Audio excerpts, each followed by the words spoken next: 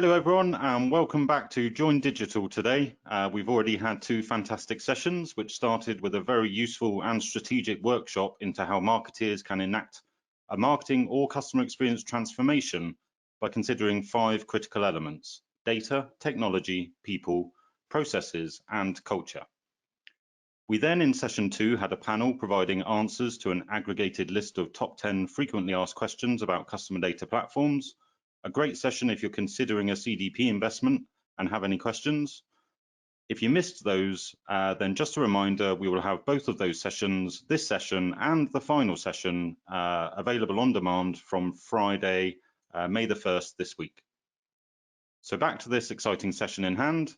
I am now delighted to welcome David Raab, the founder of the CDP Institute and the leading voice in the industry on customer data platforms.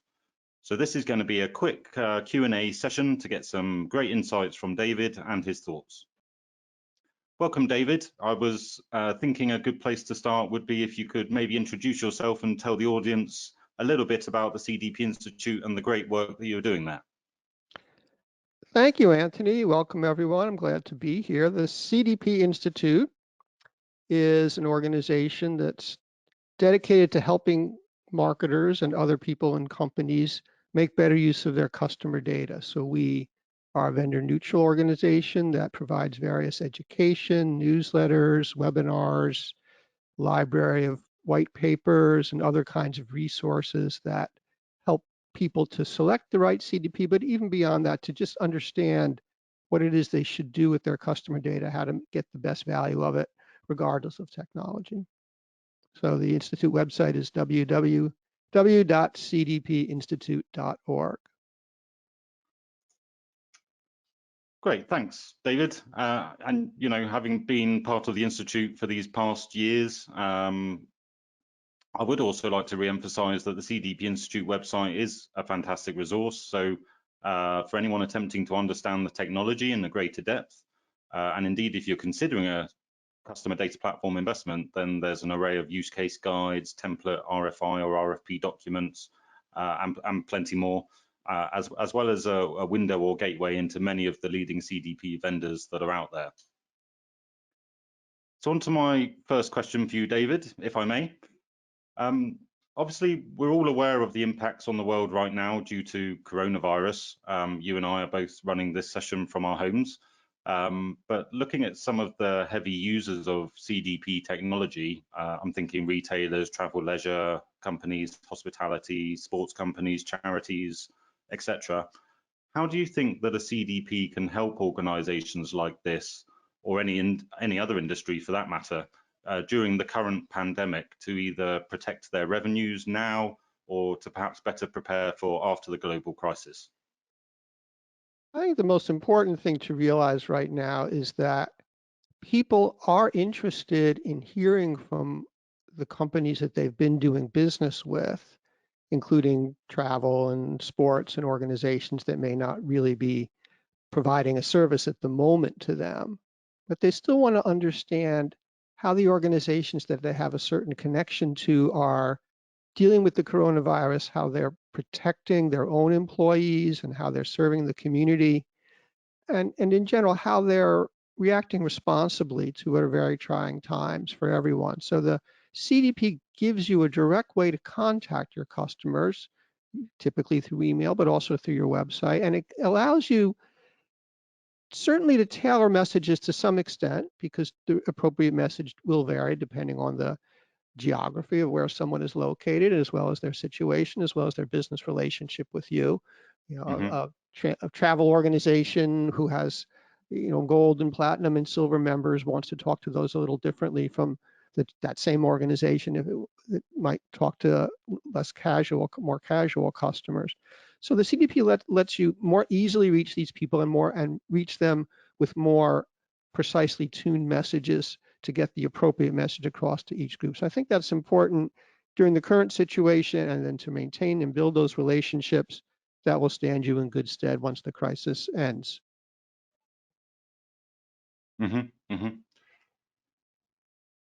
Thanks for that. And away from that all-consuming topic, now I remember when the Institute started In fact, when was the institute started, David? It's about 3.5 years ago now, October 2016, I believe. That's right. Yeah. Okay. It's amazing how time flies. So back then, I remember one of the first pieces of research you undertook showed that personalization, I think, was a top requirement for a CDP. I'm keen to get your take now on what some of the most common requirements you see from brands are these days when looking to invest in a customer data platform. Well, the interesting question is, has it changed that much? Because as you say, time flies and organizations move much more slowly than technology moves. So if you think about the primary promise of the CDP, which is to bring together all your disparate data sources and create a unified customer profile, that is still the same challenge from the vast majority of organizations that it was 3.5 years ago. The numbers have moved a little in the surveys if you ask people about their configuration, but maybe it's gone from 15% to 20% who really have something in place. There are surveys that suggest 50%, but they are kind of doubtful. Mm-hmm. So, the core issues really don't change. It's really, well, can I get on my data associate? How do I do the identity resolution? I match my online to my offline identities, which is an ongoing challenge. It gets more challenging now because of issues around privacy. And then how do I use that? Because again, you talk about personalization. Well, personalization is one of the most important things that we do with our data. But again, a lot of companies still are struggling to really do personalization properly. Everyone who does personalization will tell you they're doing a job that gives them excellent returns, and I'm sure that's true, but a lot of people still really are struggling to do it at all, and that is something that the CDP helps, and it depends on the CDP. Some like BlueVenn actually have a personalization capability. Others simply provide the data that feed other personalization systems. But whether it's built into your CDP or not, it's still pretty hard to learn how to do personalization and to do it effectively. So companies are still struggling with that. They need the CDP to make that data more available so they can understand the impact of what they're doing and begin to fine tune and to optimize. They need the CDP to do segmentation. These are all very basic capabilities. And Mm-hmm. I was just looking at some research yesterday, and when they were asking about, actually, it was about data quality, but same issue, that the things that people most commonly said were giving them value from improving their data quality were basic. We're doing better in sales, we're doing better in analytics, Mm-hmm. and then personalization and the more advanced things, they were on the list, but they were quite far down. So Mm-hmm. people get the most value from doing the basics better, and then they add on the more advanced features after they've mastered those basics. Okay, and do you think when you say those basics, I mean, so we're starting to see a lot more IT or departments in organizations buying for the marketing team, and it's really around efficiency. For IT, that means less requests from marketing, and giving marketing more control. And for marketing, it is that control benefit and not having to wait. Is that something that is that what you mean by the basic requirements?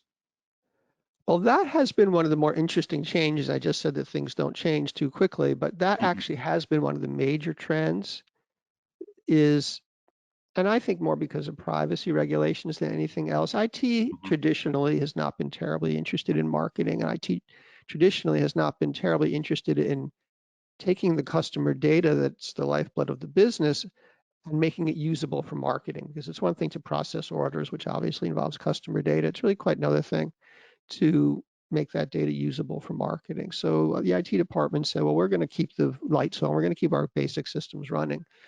But all the fancy stuff you marketers want to do, we don't have time for that. We're too busy worrying about security and availability and such. But now, because you find out that, oh, you mean I can get fined 400 million pounds if I'm British Airways for a privacy violation, maybe I actually, I have to pay attention to that. at the corporate level. So now all of a sudden, it's no longer permissible to let the marketers do more or less what they please with that customer data. So that really forces the IT groups and the compliance groups and the legal groups and the CEOs to pay much more attention to what those marketers have been doing off in that little corner of theirs. So that has really been a major change, and that has made CDPs something that IT departments are much more interested in because they're now tasked with that problem. They didn't used to have to solve the problem of making that customer data marketer ready, and they were so perfectly happy to let the marketers do it. Now that they have to solve the problem, now they begin to look for tools, and of course, once you start looking for those tools, the CDP pops up as a potential solution that you then begin to dig in more closely. Sure, okay, and that is interesting. From a Blue Ven perspective, we are seeing that pattern happen a lot across Europe, and I guess maybe, as you say, privacy concerns, GDPR, maybe that is the driving factor there. Yeah, it's been a big impact for sure. Great, okay, so now I know the next question is one that is top of mind for many, particularly involved in acquisition, identity management. Both have use cases where CDPs get involved considerably. Of course, Google will be taking cookies out of the ecosystem in the next 24 months or so. I can't remember the date specifically. But therefore, I wanted to get your thoughts on what role you think a CDP has in this cookieless world and what potential impact this removal of cookies may have on a digital marketeer's life. Well, the CDP has a very important role to play in this cookieless world. The function of the cookie, if you think about it, was to provide a little bit of memory that was attached to the browser. That's essentially what it is. Oh yes, here's a person, I've seen them before, and I'm going to store that on the browser. Once you take that away, you still need the memory, but now that memory has to shift from being stored on the browser to being stored on your server in your central system.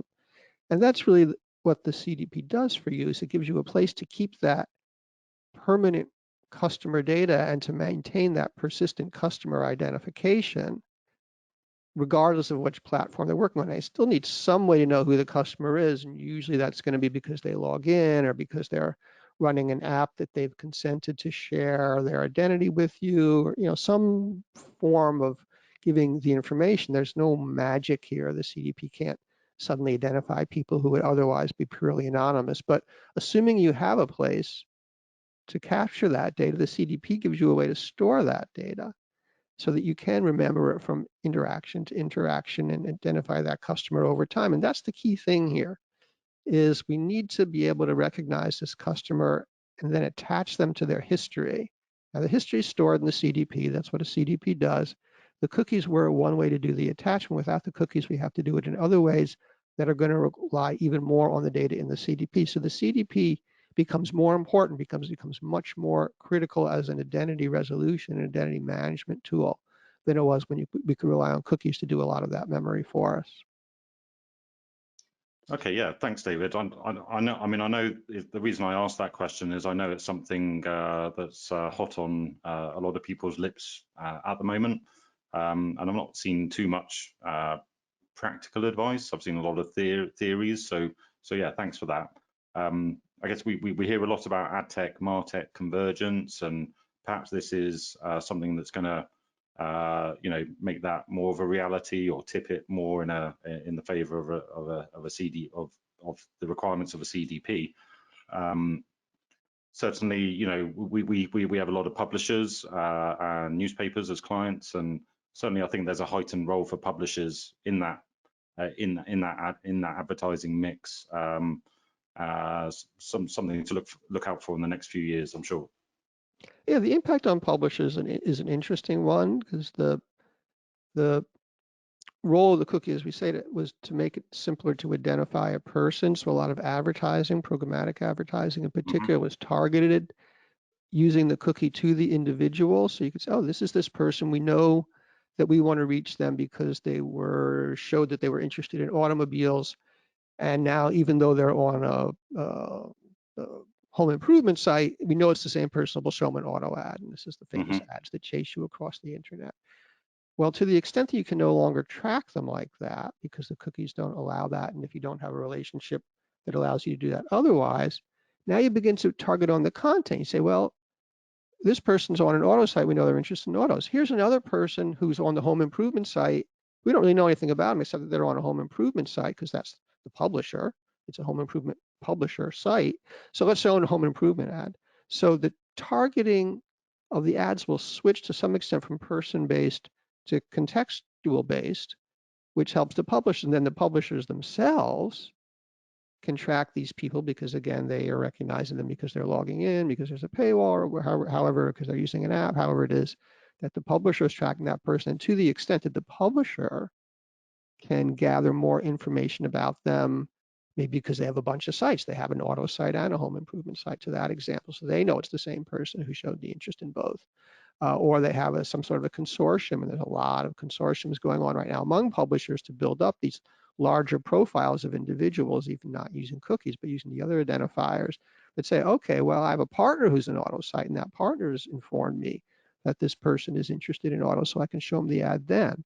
So this actually opens up quite a bit of potential for publishers, as you say, to do creative things that were either not possible or simply less attractive because it was easy to use cookies. Now with the cookies gone, you take a slightly more difficult route that often will play to the publisher's strengths. Yeah, great. Thank you. Okay, on to question 4, and this is one that we're getting, personally at BlueVenn, getting a huge amount of traffic to our BlueVenn website for, certainly since Q4 of 2019. We actually wrote some blogs about this, it seems to be a growing trend and one of the top questions we're answering. I have an opinion myself, but I'm keen, as well as I'm sure some of the audience are, to know what you think are those key differences between master data management and customer data platforms? And secondly, why might an organization choose a CDP over an MDM approach to data quality and data management? You know, we're seeing this question a lot now too, and I think the reason is it's an IT question. IT departments have been running master data management systems for quite some time. So as they get more involved with CDP, they look at it and say, huh, isn't this what my MDM does? And then we have to explain the difference. So just for some context, because yeah, we are seeing, actually I just answered this on Core the other day. Okay. And I almost never answer anything on Core.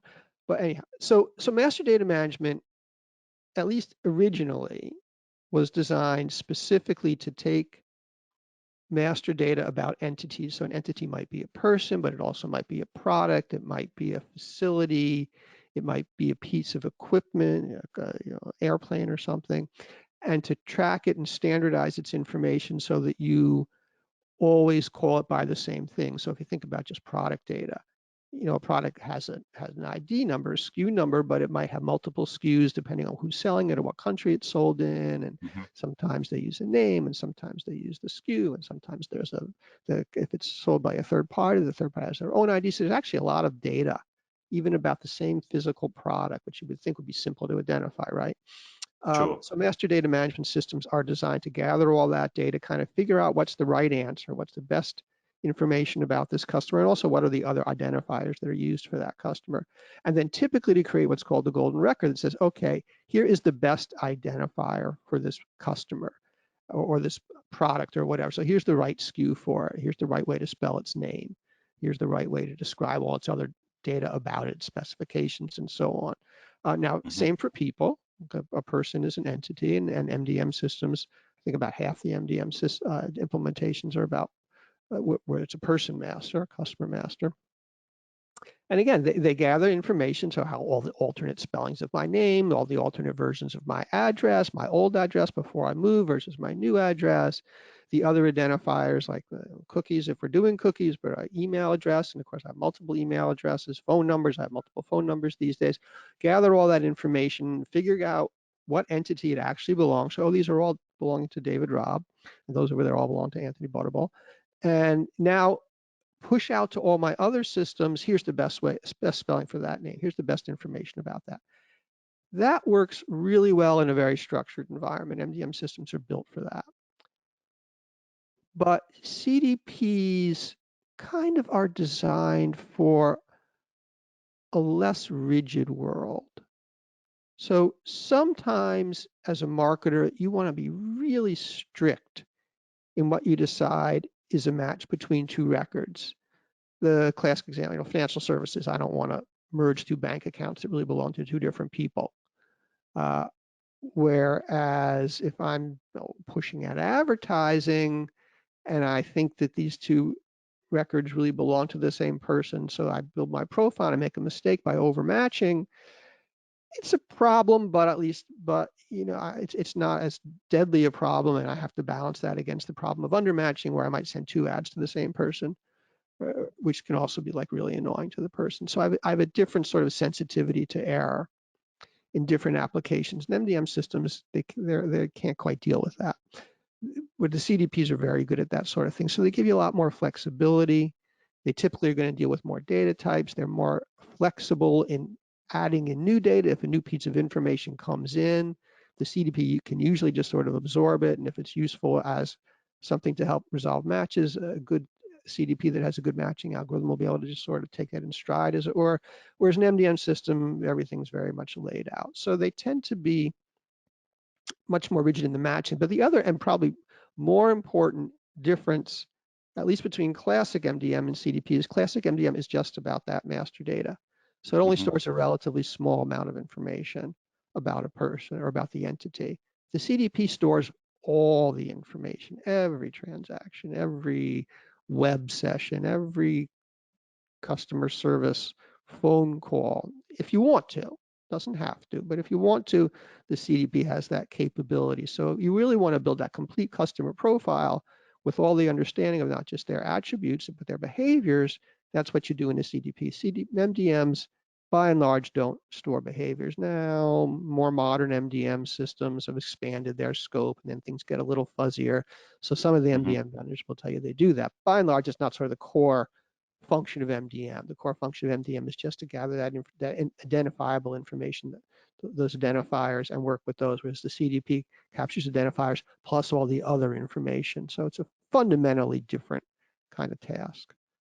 And in terms of your second part, why you would choose one, well, really, again, what am I trying to do? Am I just trying to resolve identities, in which case an MDM might work for me? Or am I really trying to build that complete customer profile in which I need a CDP? And to be even more clear, they can work together. Not all CDPs have a good identity resolution capability built in which case they often will partner with an MDM system, let the MDM do what it does well, which is the identity resolution, and then let the CDP do what it does well, which is store and unify all that data.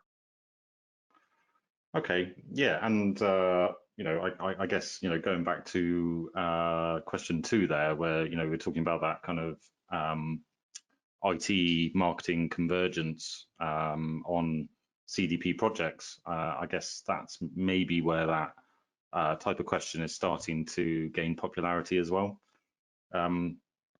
Indeed, we have a few organizations at the moment we're helping with this at the moment, and CDPs and MDM solutions clearly can do things that the other cannot. But there's that collaboration between IT and marketing that seems to have come to the forefront, particularly across Europe, is perhaps why that's the case. And of course, when you have data in your if you had data in your CDP that said David Raab has purchased MX36192, that's not particularly useful, I guess, for the marketeer, particularly for things like personalization.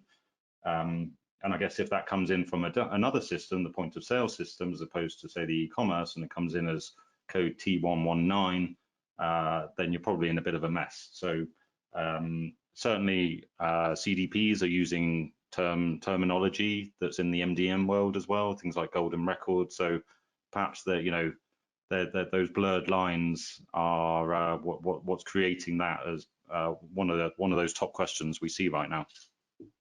Yeah, I think so. And you make a good point about the data quality, say the product data, which is very classically a major stumbling block for CDP deployments, and MDM solutions can go a long way to helping clear up your data quality, thereby making the CDP more effective. Sure. Great. Okay. The final question is one that I know is, I actually know it's the #1 question that the folks over at Gartner get, and also our own #1 question when we're speaking with organizations that maybe have a homegrown solution to data management, you know, a bit of ETL, some SQL, a data lake, some customized bits here and there. So for anyone listening today in that situation, they might be interested to hear from you on this last question, which is, what benefits do you think a customer data platform provides to an organization over a homegrown solution? Or in another way, can our homegrown solution provide us with the functionality and benefits of a CDP? Well, most companies have an IT department that, given enough time and enough money and enough direction, could eventually cobble together something that does what a CDP does. So if you are not in a rush, and you don't really care about wasting money, and you're willing to go through a few rounds before the IT department understands what you really need, perfectly fine to let the IT department do that. I mean, they don't have anything better to do, right? Yeah, 5 years But later. yeah, 5 years later, it'll give you, 40% of what you asked for. But if you're in one of those organizations that, has limited resources, then you ask yourself, well, is it cheaper to build this thing or to buy this thing? And it's just a classic build buy decision. And I think that the common attitude is, you buy what you can and you build what you must, right? So if I can buy something that meets my needs, it's almost always going to end up being faster. It'll probably end up costing me less at the end of the day because the IT department's time is not cheap and there's a huge opportunity cost to what else they might be doing while they're working on your project.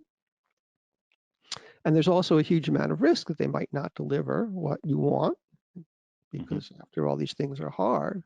So usually once you have a good option to buy something that meets your needs, you buy it. And you let the IT department spend its time on the things that are truly unique, that are true competitive advantages that you can't buy because nobody makes the system that meets your particular requirements. And that's what's going to give you a leg up on all your competitors because they can't buy it either. So now those are the things that you want to develop. And basically CDPs are flexible enough, and there are enough different CDPs that I think in most cases, people can find a CDP that'll do what their organization needs. That will be a more cost-effective, faster, lower risk solution than building it in-house. So those are the fundamental benefits you get from that. It's simply a purely pragmatic decision. It's not that your IT department couldn't do it. It's that you probably have more important things for them to do that are things you can't buy. And let's let them focus on creating the truly unique things that add value to the company, not kind of reinventing this CDP wheel. Okay, yeah, I mean, great answer. And as you say, there's lots of CDPs. I know that CDPs, have many hundreds, if not thousands, of potential use cases. I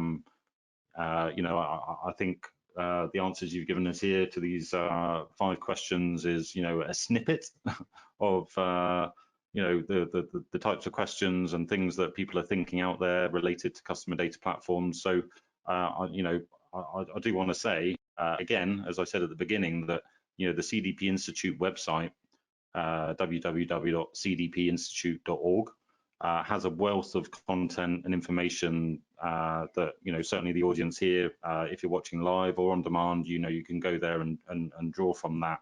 Some great stuff on there. So yeah, definitely go check that out.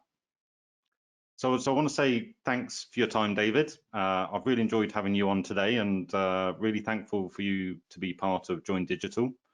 Of course, I must always also say a huge thank you to everyone in the audience and to everyone watching this on demand. Remember, we do have one more live session starting at 4:30 British time, which is 5:30 European time or 11:30 US Eastern time.